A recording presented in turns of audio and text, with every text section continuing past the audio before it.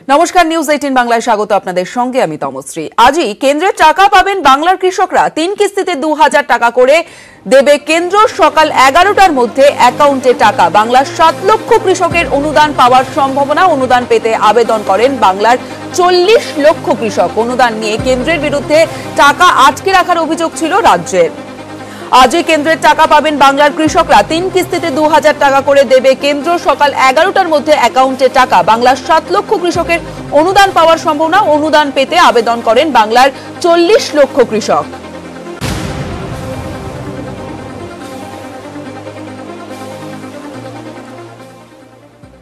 কেন্দ্রের কৃষক সম্মান নিধি নিয়ে রাজ্যের কৃষকদের খোলা চিঠি মুখ্যমন্ত্রী লিখেছেন। নানা অজুহাতে দিল্লি টাকা দিচ্ছিল না।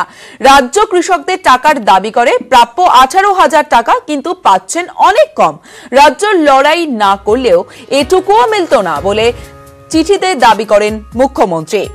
কেন্দ্রের কৃষক সম্মান নিধি নিয়ে রাজ্যের কৃষকদের খোলা চিঠি মুখ্যমন্ত্রী লিখেছেন। নানা অজুহাতে দিল্লি টাকা দিচ্ছিল না। রাজ্য কৃষকদের টাকার দাবি করে প্রাপ্য 18,000 টাকা, কিন্তু পাচ্ছেন অনেক কম।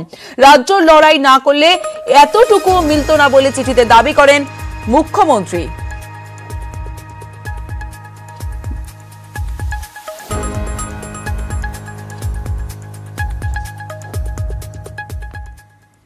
আসি পরের খবরে। ফের রাজ্যে আসছে কেন্দ্রীয় স্বরাষ্ট্র মন্ত্রকের প্রতিনিধি দল। ভোট পরবর্তী পরিস্থিতি খতিয়ে দেখবেন তারা।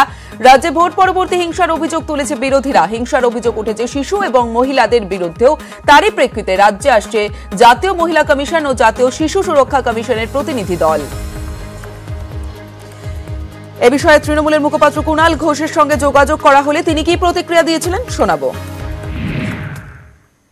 দেখুন, বিজেপি এই পরাজয়টা হজম করতে পারছে না বলে যে কোনো মূল্যে এখানে বিভিন্ন ধরনের অস্থিরতা এবং প্ররোচনা তৈরি করছে। কেন্দ্রীয় দল আসুক, কেন্দ্রীয় দল আগে তাদের সঙ্গে নিয়ে আসুক ভ্যাকসিন, কেন্দ্রীয় দল আগে নিয়ে আসুক অক্সিজেন। ওনারা প্ররোচনা দিয়েছেন। যেখানে যেখানে টুকরো টুকরো অশান্তি হয়েছে তার পেছনে বিজেপি দায়ী। সেই জায়গায় এখন যখন শান্ত হয়ে আসছে, কখনো রাজ্যপালকে পাঠিয়ে, কখনো কেন্দ্রের দল পাঠিয়ে, কে মহিলা কমিশনের, কে অমুক কমিশনের আমার জানার দরকার নেই। বিজেপির দালালদের শাখা সংগঠনরা এখানে আসছে। আমার বক্তব্য, তারা কেন ভ্যাকসিন আনছে না? বিজেপি নেতা শ্রমিক ভট্টাচার্য তিনি কি প্রতিক্রিয়া দিয়েছেন শুনুন। এখানে পুলিশ নিজে স্বীকার করছে এই মব কন্ট্রোল করবার মতো আমার কাছে ম্যান পাওয়ার নেই। আমরা বহু ক্ষেত্রে ওভার পাওয়ার হয়ে যাচ্ছি, যেখানে পুলিশ অনেক জায়গায় অসহায় দর্শকের ভূমিকা পালন করছে। এই রাজ্যপাল পেলেন বলে তার উপস্থিতি কল্যাণে আমরা অনেক কিছু দেখতে পেলাম। আমরা কোথায় যাবো বলুন? আমাদের কাছে এসপি গেলে আজকে 15 জন খুন হয়ে গেলেন, মেরে লম্বা করে মানে একটা হরর তৈরি করবার জন্য গাছে ঝুলিয়ে রাখা হচ্ছে। এই পরিস্থিতি তৈরি হয়েছে। আমাদের পাশে কোথায় কে মানুষ আছে? আমাদের কর্মী খুন হচ্ছে, নিরীহ মানুষ যারা তৃণমূলকে ভোট দিয়েছেন সেসব গ্রাম আক্রমণ হচ্ছে। কোচবিহারে বিক্ষোভের মুখে রাজ্যপাল। কোচবিহারের রণংদেহী রাজ্যপাল, পাশে বিজেপি সাংসদ।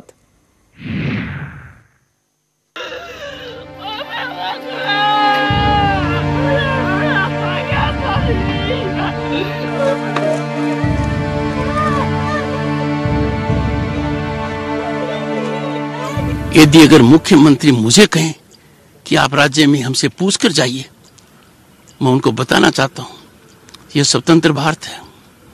हर नागरिक को मौलिक अधिकार है देश में कहीं भी जाने का। কখনো রাজ্যপালের পায়ে পড়ে কান্না,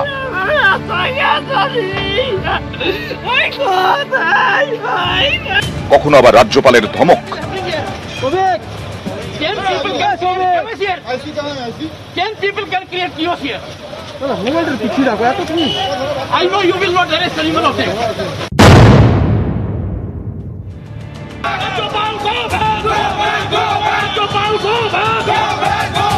आप ऐसी है क्या? क्या हो रहा है? ऐसी व्यवस्था होती है क्या? हमको बोला कुचबिहार का तरफ से आएगा। ভোটের দিন ও ভোটের পর বারবার অশান্ত হয়েছে কোচবিহার। বৃহস্পতিবার সেই কোচবিহারের 4 বিধানসভা কেন্দ্রে যান রাজ্যপাল। প্রথমে মাথা ভাঙা, রাজ্যপালকে সামনে পেয়ে বুক ফাটা কান্না। এই মুহূর্তে মাথাভাঙ্গা বিধানসভা কেন্দ্রের ছাদখাটের বাড়ি এলাকায় রয়েছেন রাজ্যপাল মহাশয় এবং তিনি এই মুহূর্তে ঘুরে দেখছেন এই সমস্ত সন্ত্রস্ত এলাকা। নির্বাচন পরবর্তী সন্ত্রাসে এই সমস্ত এলাকায় ব্যাপক সন্ত্রাস চালানোর অভিযোগ উঠেছে বিভিন্ন রাজনৈতিক দলের বিরুদ্ধে। সেই সমস্ত বাড়িতে রাজ্যপাল এসেছেন। কি হয়েছে দিদি, কাঁদছেন কেন? আমার বাড়ি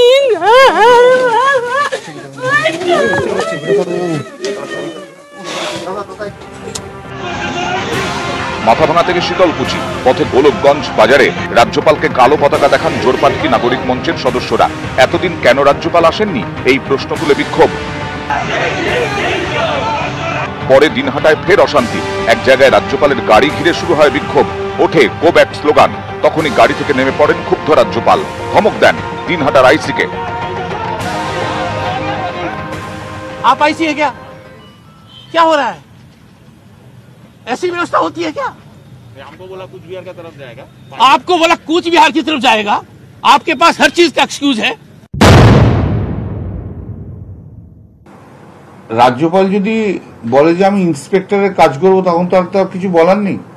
এগুলো রাজ্যপালের কাজ নয়। এটা পাগলামি করা ছাড়া কি এটা রাজ্যপালের কাজ? এটা সেনা পাগলের কাজ। মহামান্য গভর্নর এই যে শীতলকুচিতে যাচ্ছেন বিজেপির এজেন্ডাকে সফল করার জন্য, এটা বাংলার পক্ষে ভালো না, বাংলার মানুষের পক্ষে বিপজ্জনক হতে পারে। মুখ্যমন্ত্রীও তাই সেটা ওনাকে স্মরণ করিয়ে চিঠি দিয়েছেন। আশা করি এরকম ভুল আর উনি করবেন না। ভোটে গরম কোচবিহার, ভোটের পরে সরগরম। রাজ্যপালের সফরের দিনও উত্তপ্ত। রাজেশ দাসের সঙ্গে প্রবীর কুন্ডু, নিউজ 18 বাংলা। आप आईसी है क्या हो रहा है? রাজনৈতিক ও ধর্মীয় জমায়েতের জন্যই ভারতে ঊর্ধ্বমুখী করোনার গ্রাফ। ল্যান্সেট এবং নেচারের সুরে এবার মোদী সরকারকে কাজ করায় তুলল বিশ্ব স্বাস্থ্য সংস্থা।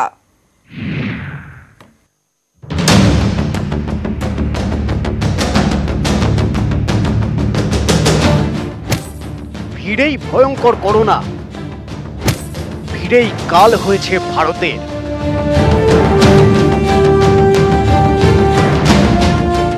এই দাবি এবার হুয়ের। করোনা নিয়ে গত কয়েকদিনে কেন্দ্রের মোদী সরকারের বিরুদ্ধে সরব হয়েছে ল্যান্সেট থেকে শুরু করে নেচারের মতো খ্যাতনামা আন্তর্জাতিক পত্রিকা। প্রত্যেকেরই দাবি ধর্মীয় এবং রাজনৈতিক জমায়েতের অনুমতি দেওয়ার জন্যই ভারতে করোনার এমন বাড়বাড়ন্ত। একই সুর সদ্য প্রকাশিত হু রিপোর্টেও। তাতে দাবি করা হয়েছে করোনার নতুন স্ট্রেনটি ভারতে প্রথম দেখা যায় গত বছর অক্টোবরে। রাজনৈতিক এবং ধর্মীয় জমায়েতের জন্যই ভারতে ঊর্ধ্বমুখী করোনার গ্রাফ। জমায়েত চলেছে, সেই সঙ্গে করোনা বিধি মেনে চলার প্রবণতাও কমেছে। এর পরিণাম কি হতে পারে সেটা কেউই উপলব্ধি করতে পারেননি। করোনাকালে জমায়েত নিয়ে উদ্বেগ প্রকাশ আগেও করা হয়েছে, বিভিন্ন মহল থেকে প্রশ্ন তোলা হয়েছে। করোনাকালে ভোট প্রচারে বিপুল জমায়েতে অনুমতি কেন? কুম্ভ মেলার মতো বড় জমায়েতে অনুমতি কেন? কুম্ভ মেলা থেকে বেঙ্গালুরু ফেরা এক পুণ্যার্থী তো একাই 33 জনকে সংক্রামিত করেছেন বলে দাবি চিকিৎসকদের। রাজনৈতিক নেতারা যখন 3 মাস সময় ছিল, তারা যখন স্ট্রং মেসেজ দেওয়া বন্ধ করে দিলেন সমাজকে, উন্মাদের মতো রাস্তায় বেরোতে শুরু করলো। একজন মানুষ মিনিমাম 4 জনকে এক্সপোজ করতে পারে। কুম্ভ মেলায় কত লক্ষ মানুষ চান করেছে, গুণিতক 400 করে দেখুন, সংখ্যাটা কত কোটিতে পৌঁছে গেছে আপনি সেটা বুঝে যাবেন। যখন 4টে স্টেটে নির্বাচন হচ্ছে, বাংলার 8 দফা নির্বাচন করে বাংলাকে এইভাবে অন্য রাজ্যের থেকে খারাপ করে দেওয়ার, যার জন্য ভারত সরকার দায়ী। শুধু কি কুম্ভে ভিড়? এখনো ভিড়ের সেই চেনা ছবি হায়দ্রাবাদে। এই ভিড় নিয়েই মোদী সরকারকে কাঠগড়ায় তুলেছে হু। পাল্টা এখন হুর বিশ্বাসযোগ্যতা নিয়ে প্রশ্ন তুলছে গেরুয়া শিবির। দরজা চড়ছে করোনার গ্রাফও, মরছে মানুষ। নিউজ 18 বাংলা। করোনায় কোণঠাসা মোদী, করোনায় কোথায় মোদী? কোমর বেঁধে আসরে নেমে পড়েছে বিরোধীরা।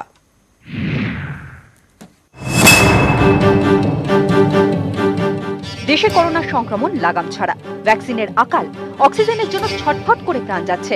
এমন অবস্থায় যার দিকে তাকিয়ে গোটা দেশ, তিনি কোথায়? কোথায় নরেন্দ্র মোদী? ছোট বড় যেমন ঘটনাই ঘটুক না কেন, সর্বদাই শিরোনামে থাকেন মোদী। কখনো তার ভাষণ, কখনো তার টুইট। কিন্তু করোনার এই বিপর্যয়কালে নীরব মোদি। মোদি যেন অন্তরালে। এই ছবি মোদির নিজের রাজ্যের গুজরাতের। গাছতলায় সারি দিয়ে পড়ে করোনা আক্রান্তরা চিকিৎসা পেয়েছেন কিনা জানা নেই। এই দৃশ্য যখন টিভির পর্দায়, তখনও মোদির দেখা নেই। রাহুল গান্ধী টুইটারে লিখেছেন, শুধু টিকা, অক্সিজেন বা ওষুধ পাওয়া যাচ্ছে না এমন নয়, নরেন্দ্র মোদীকেও পাওয়া যাচ্ছে না। শুধু মোদির ছবি আর সেন্ট্রাল ভিস্তা পড়ে আছে। দেশে করোনা দ্বিতীয় ঢেউ ভয়াবহ রূপ নেওয়ার পর শেষবার প্রধানমন্ত্রীকে দেশবাসীর উদ্দেশ্যে ভাষণ দিতে দেখা গিয়েছে গত মাসের 20 তারিখে। मैं राज्यों से भी अनुरोध करूंगा कि वो लॉकडाउन को अंतिम विकल्प के रूप में ही इस्तेमाल करें। এরপর থেকে তার দেখা নাই। বুধবার শুধুমাত্র একটি রিভিউ মিটিং করে দেশে অক্সিজেন এবং ওষুধের যোগান খতিয়ে দেখেছেন। আগামী সপ্তাহে 18 এবং 20 মে বিভিন্ন রাজ্যের জেলা শাসকদের সঙ্গে তার বৈঠক করার কথা। থাকতে পারেন মুখ্যমন্ত্রীরাও। কিন্তু এসবে বিরোধীরা থাকছে না। করোনা নিয়ে মোদির বিরুদ্ধে তারা একেবারে একাট্টা। 12 বিজেপি বিরোধী নেতা প্রধানমন্ত্রীকে চিঠি লিখে দাবি জানিয়েছেন, সেন্ট্রাল ভিস্তার কাজ বন্ধ করে সেই টাকা দিয়ে অক্সিজেন ও টিকা কেনা হোক। পিএম কেয়ারসের টাকায় টিকা, অক্সিজেন ও চিকিৎসার সরঞ্জাম কেনা হোক। এরপরেও নরেন্দ্র মোদী নীরব। তবে কেন্দ্র কিছুটা নড়ে চড়ে বসেছে। হুয়ের অনুমোদন পেলে এখন থেকে 2-1 দিনের মধ্যেই ভারতে আমদানির ছাড়পত্র পেয়ে যাবে যে কোনো ভ্যাকসিন। कोई भी वैक्सीन जो FDA अप्रूव्ड है, WHO से अप्रूव्ड है, इंडिया में आ सकता है। उनको इंपोर्ट लाइसेंस चाहिए, वो 2 दिन में मिलेगा, 1 दिन में भी मिलेगा, कुछ है ही नहीं। শুধু প্রধানমন্ত্রী নন, বিরোধীদের নিশানায় তার বিশ্বস্ত সেনাপতি তথা দেশের স্বরাষ্ট্রমন্ত্রীও। সম্প্রতি কংগ্রেসের ছাত্র সংগঠন NSUI এর সাধারণ সম্পাদক দিল্লি পুলিশে অমিত শাহের নামে নিখোঁজ ডায়েরি করেন। সরব বিরোধীরা, মুখর সোশ্যাল মিডিয়াও। সেখানে মোদীকে নিয়ে মিমের স্রোত। টুইটারে ট্রেন্ডিং রিজাইন মোদী, কোথাও আবার hashtag Ganga exposes Modi.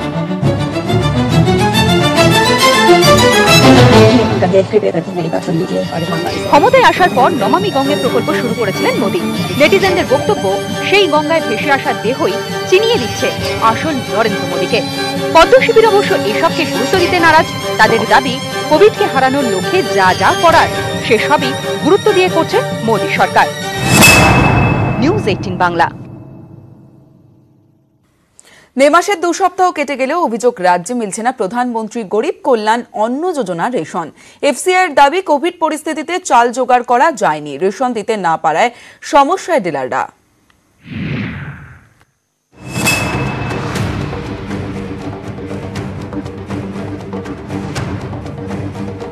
Corona পরিস্থিতিতে দেশের গরিব মানুষদের বিনামূল্যে রেশন দেওয়া হবে। গত ফেব্রুয়ারিতে প্রধানমন্ত্রী ঘোষণা করেন মে ও জুন মাসে এই যোজনায় চাল ও গম মিলবে। কিন্তু অভিযোগ, মে মাসের দ্বিতীয় সপ্তাহেও রাজ্যের রেশন দোকানগুলিতে পৌঁছয়নি চাল। প্রধানমন্ত্রী গরিব কল্যাণ অন্ন যোজনায় বিনামূল্যে মাসে 2 কেজি চাল ও 3 কেজি গম পাওয়ার কথা। Priority household, special priority household ও অন্তোদয় অন্ন যোজনার কার্ড থাকলে রেশনে এই সুবিধা রাজ্যের 6,76,00,000 মানুষের এই সুবিধা পাওয়ার কথা। কিন্তু অভিযোগ, রেশনে চাল মিলছে না। প্রধানমন্ত্রী গরিব কল্যাণ অন্ন যোজনায় খাদ্যশস্য যেটা বাড়তি পাওয়ার কথা, PHH, SPHH অন্তর্দয় কার্ড হোল্ডার তারা এখনো পাননি। আমরাই রেশন দোকানদার এখনো আমাদের পাওয়া সম্ভব হয়নি, ফলে বিতরণ শুরু করা যায়নি। ফুড কর্পোরেশন অফ ইন্ডিয়ার দাবি, কোভিড পরিস্থিতিতে চাল এখনো জোগাড় করা যায়নি। এফসিআই এর দাবি, বিভিন্ন জায়গায় ক্যাম্প করে চাল তুলতে হয়।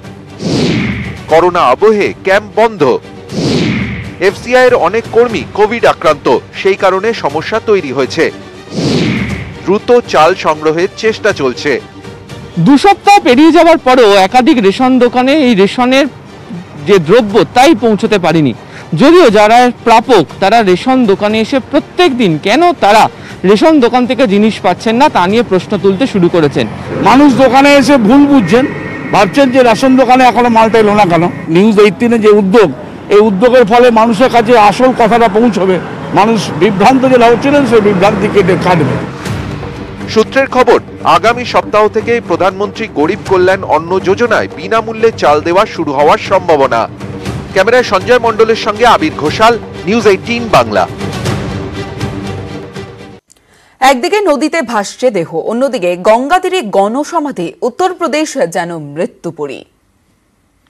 মা গঙ্গাকে দূষণমুক্ত করবার প্রতিশ্রুতি দিয়ে প্রধানমন্ত্রী নরেন্দ্র মোদী শুরু করেছিলেন নমামি গঙ্গে, কয়েকশো কোটি টাকার প্রকল্প।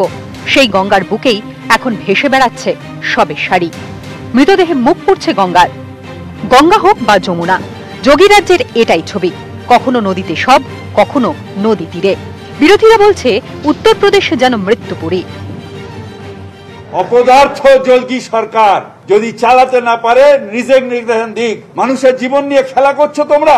ভ্যাকসিনের আজকে হাহাকার তৈরি করে দিয়েছো ভারতবর্ষে, পুরো ভারতবর্ষটাকে চিতা তৈরি করে দিয়েছো, শ্মশান তৈরি করে দিয়েছো। আর এখন আবার যে মানুষগুলো এখানে বেঁচে আছে তাদের ক্ষতি করার জন্য লাশগুলোকে ভাসিয়ে দিচ্ছ। চাও কি আমরা সবাই মরে যাই? বৃহস্পতিবারের এই ছবি উন্নাওয়ের। গঙ্গার ধারে বালিতে পোঁতা একাধিক দেহ, অধিকাংশ দেহই গেরুয়া কাপড়ে মোড়া। স্থানীয়দের অনুমান, পোড়ানোর কাঠের অভাবেই পুঁতে রাখা হয়েছে দেহ। সবই কি করোনা আক্রান্তের? তদন্তে নেমেছে প্রশাসন। ये जानकारी मिलने पर मैंने तुरंत अपने एसडीएम को और पुलिस क्षेत्राधिकारी को भेजा है, और अभी तक उन लोगों ने जितना देखा है किनारे की तरफ तो इस तरह की खुलेम बॉडी नहीं आई है, लेकिन अन्य जगह भी मैंने जांच करने के लिए कहा है, और जो भी स्थिति आएगी इसमें उचित कार्रवाई की जाएगी। উন্নাওয়ে যখন গণসমাধি তখন গণচিতা লখনৌ, বারাণসী, কানপুরে। করোনা যোদ্ধা যাঁরা, যোগী রাজ্যে সেই চিকিৎসকদের সঙ্গেও দুর্ব্যবহারের অভিযোগ উঠেছে।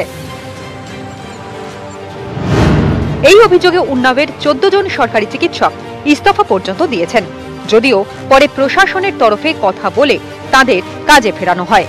উত্তরপ্রদেশের এই হালের জন্য গেরুয়া শিবিরের পোস্টার বয়কে বিঁধতে শুরু করেছেন বিরোধীরা। প্রিয়াঙ্কা গান্ধী টুইটারে লিখেছেন, বালিয়া আর গাজীপুরে গঙ্গায় দেহ ভাসছে। উন্নাওয়ে নদীর ধারে গণকবরেরও খবর পাওয়া যাচ্ছে। লখনৌ, গোরক্ষপুর, ঝাঁসি, কানপুরে আক্রান্তের সংখ্যা সরকারিভাবে কম করে দেখানো হচ্ছে।